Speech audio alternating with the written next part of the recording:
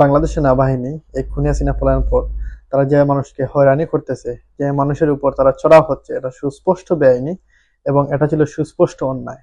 বর্তমান interim government এই সেনাবাহিনীকে আইনের মুখোমুখি করতে ব্যর্থ হচ্ছে, তাদেরকে জবাবদিহির আওতায় আনতে ব্যর্থ হচ্ছে এবং এই সমস্ত কর্মকাণ্ডের জন্য এই সেনাবাহিনীদেরকে বিচারের মুখোমুখি না করে বর্তমানে তাদেরকে ম্যাজিস্ট্রি পাওয়ার দিয়ে মাঠে নামানো হয়েছে।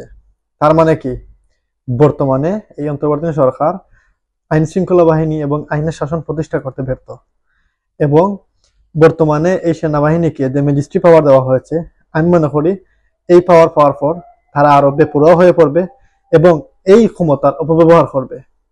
এবং এই সেনাবাহিনী আপনারা জানেন 1975 সনে 15 আগস্ট শেখ মুজিবুর রহমানকে হত্যা করে এবং এই সেনাবাহিনী 1981 সালে প্রেসিডেন্ট জিয়াউর রহমানকে চট্টগ্রামের সার্কিট হাউসে হত্যা করে এবং 111-এ এই সেনাবাহিনী 2 বছর সামরিক শাসন জারি করে তারা কিন্তু দেশ পরিচালনা করে এবং বর্তমানেও এসে তারা তাদের কর্মকাণ্ড থেকে বিরত নয়। তাই এই ম্যাজিস্ট্রি পাওয়ার সেনাবাহিনীর কাছে প্রত্যাহার করতে হবে এবং এই অন্তর্বর্তী সরকারকে আমি মনে করি এই সমস্ত সমস্যা থেকে একটি সমাধান, সেটি হচ্ছে একটা সুষ্ঠু নির্বাচন।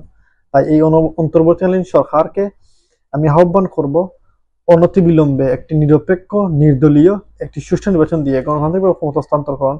তা না হলে এই সমস্ত সমস্যা থেকে আমরা কোনোভাবেই সমাধানের পথ ফিরে পাবো না।